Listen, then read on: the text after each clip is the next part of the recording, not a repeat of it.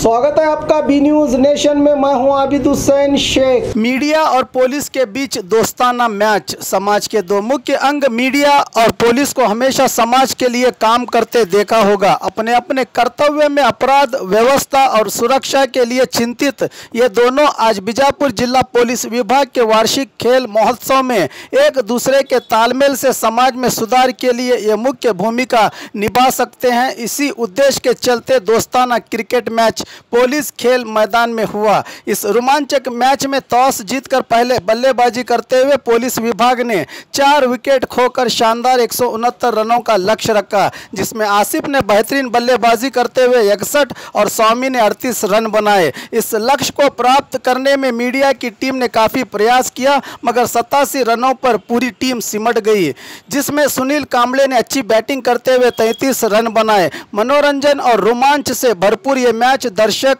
Media और police समर्थकों के लिए यादगार पल बना। इस मौके पर जिला एसपी प्रकाश निकम, पुलिस अधिकारी और मीडिया के वरिष्ठ पत्रकार रहे मौजूद।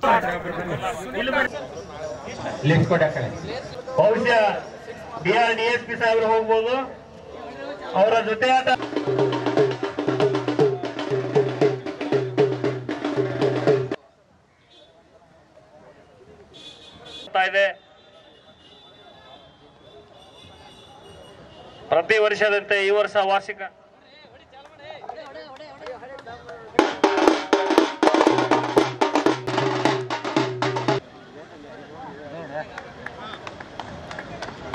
ಮೊದಲ ಜೋಡಿಯಾಗಿ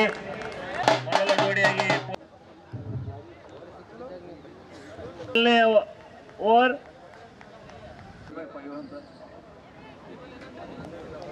ಮೊದಲ ಬಂದು ಬಾಲನ್ನು ಎಸೆದರು. ಒಂದು ಬಾಲನ್ನು ಮೊದಲ ಎಸೆತ ಅಂಪೈರ್ ಸಿಗ್ನಲ್. ಒಂದು ಬಾಲ್ 1 ರನ್.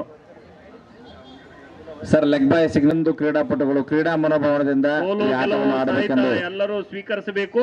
ಕ್ರೀಡಾ ಮನೋಭಾವದಿಂದ ಕ್ರೀಡೆಯನ್ನು ಆಡಬೇಕಂತ ಹೇಳಿ ಪೊಲೀಸ್ ಇಲಾಖೆ ವತಿಯಿಂದ ಈ ಸಂದರ್ಭದಲ್ಲಿ ಕೇಳ್ತಾ ಇದ್ದೀವಿ. ಮೊದಲ ಓವರ್ನ 2ನೇ ಎಸೆತ ಅತ್ಯುತ್ತಮವಾಗಿ ಯಶಸ್ವಿಯಾಗಿದ್ದಾರೆ. 1 ರನ್, ಯಾವುದೇ ಅಪಾಯ ಇಲ್ಲ. ಬಹಳ ಸುಂದರವಾದ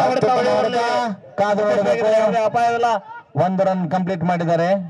ಅದೇ ರೀತಿ ಒಂದು ಎಸೆತವನ್ನು ಎಸೆಯಲು ತಯಾರಿ. ಅದೇ ರೀತಿ ಹೊಡೆತ, ಒಳ್ಳೆಯ ಫೀಲ್ಡಿಂಗ್, ಬಹಳ ಸುಂದರವಾದ ಕ್ಷೇತ್ರ ರಕ್ಷಣೆ ಅಂತ ಹೇಳ್ಬೋದು. ಚೆಂಡನ್ನು ಹಿಡಿದಿದ್ದಾರೆ. ಮೊದಲಿನಿಂದ ಸ್ಟಾರ್ಟ್ ಆಗಬೇಕು. ಪಂದ್ಯ ಮೊದಲಿನಿಂದ ಪ್ರಾರಂಭ ಆಗಲಿಕ್ಕೆ ಉತ್ತರ ತುದಿಯಿಂದ ಅತ್ಯುತ್ತಮವಾದ ಎಸೆತ. ಉತ್ತರ ತುದಿಯಿಂದ ಓಡೋಡಿ ಬಂದು ಚೆಂಡನ್ನು ಎಸಿತಾ ಇದ್ದಾರೆ. ಉತ್ತಮವಾದ ವಿಫಲರಾದರೂ ಕೂಡ ಕ್ಷೇತ್ರ ರಕ್ಷಣೆ ಸುಂದರವಾಗಿ ಮಾಡಿದ್ದಾರೆ ಅಂತ ಹೇಳ್ಬೋದು. ಲಾಂಗ್ ಕಡೆಗೆ ಗಾಳಿಯಲ್ಲಿ ತೇಲಿ ಬಂದ ಚೆಂಡನ್ನ ಅತ್ಯುತ್ತಮ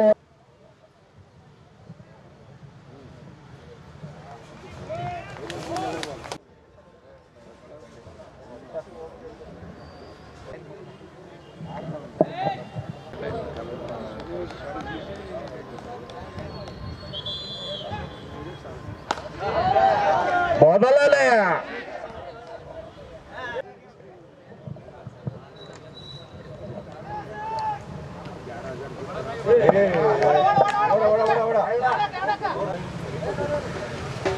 ಉತ್ತರದಿಂದ ಬೌಲ್ ಮಾಡ್ತಾ ಇದ್ದಾರೆ.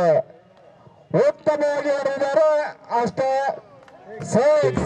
ಕಡೆ ಕೂತಂತ ಪ್ರೇಕ್ಷಕರು ಸ್ವಲ್ಪ ಬೌಂಡ್ರಿ ಆಚೆ ಕೂತ್ಕೋಬೇಕು.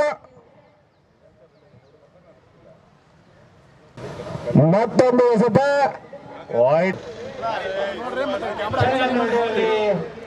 ಸಂಪೂರ್ಣವಾಗಿ ವಿಫಲರಾಗಿದ್ದಾರೆ ಎದುರಾಳಿ ತಂಡ. 3 ಓವರ್ಗಳ ಮುಕ್ತಾಯಕ್ಕೆ 40 ಚೆಂಡನ್ನು ತಮ್ಮ ಕೈಯಲ್ಲಿ ತೆಗೆದುಕೊಂಡು ಬಾಲ್ ಹಾಕಲು ರೆಡಿಯಾಗಿದ್ದಾರೆ.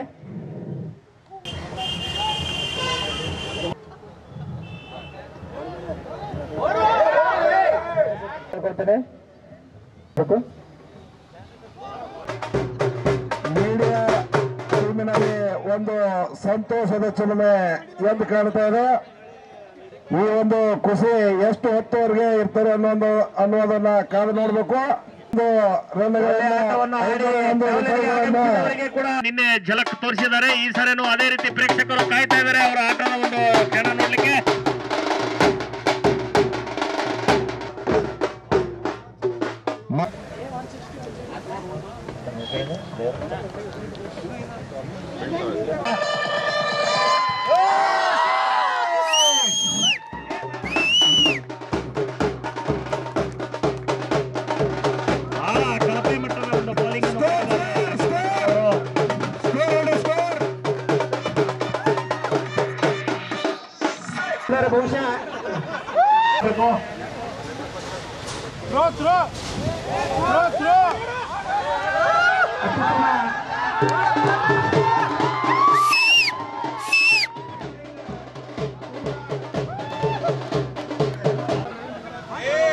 ಈಗ ಬ್ಯಾಟ್ಸ್ಮನ್ಗಳು ಬಾಲರ್ ಸರಿಯಾಗಿ ಮಾಡುತ್ತಿಲ್ಲ ಬಗ್ಗೆ ಏನೋ ಒಂದು ಪರಿಶೀಲನೆ ನಡೆಸ್ತಾರೆ. ಅವ್ರ ಪ್ರಕಾರ ಒಂದು ಸರಿಯಾದ ಬಾಲಿಂಗ್ ಇಲ್ಲ, ಥ್ರೋ ಮಾಡ್ತಾರೆ ಅನ್ನುವಂತ ಒಂದು ಯಾರು ಅಂಪೈರ್ ನಿರ್ಣಯಕ್ಕೆ ವಿರುದ್ಧವಾಗಿ ಹೋಗಬಾರ್ದು. ಸರಿಯಾಗಿ ಮಾಡದೆ ದಯವಿಟ್ಟು ಕೊಡ್ತಾ ಇದ್ದಾರೆ.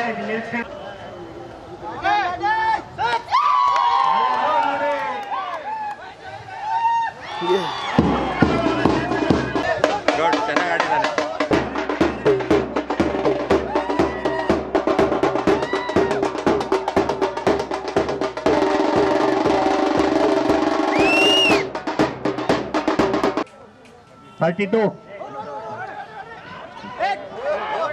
ಎಷ್ಟು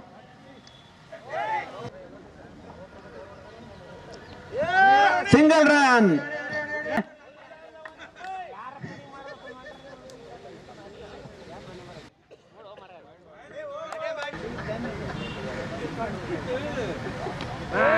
ಉತ್ತಮವಾದ ಹೊಡೆತ ಅಭಿದವರಿಂದ. ಕೊಟ್ಟೆ ಅವ್ರು ಒಂದು ಮೈಕ್ ಅವ್ರ ಕೈ ಇಲ್ಲ.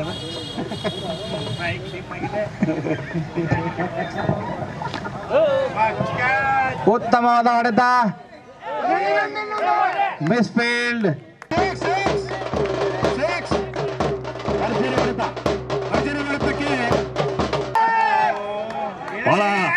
ಮಾಳಪ್ಪ ಪೂಜಾರಿ ಅವರು ಯಾವ ರೀತಿ ಹಿಡಿತಾರೆ ನೋಡ್ಬೇಕು. ಯಾಕೋ ಬಾಳಪ್ಪ ಪೂಜಾರಿ ಅವರಿಗೆ ಬಾಳ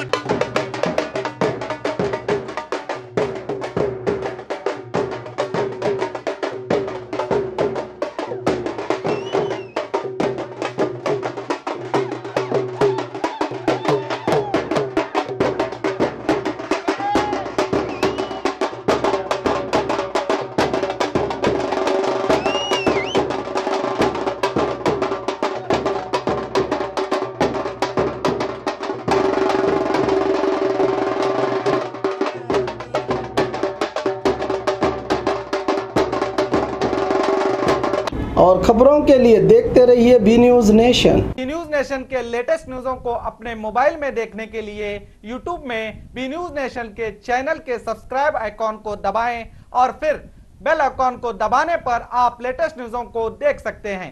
अस्सलाम वालेकुम, मेरा नाम इमरान है और मैं आज आपको बताने वाला हूं कि इंग्लिश बातचीत कैसे सीखी जा सकती है।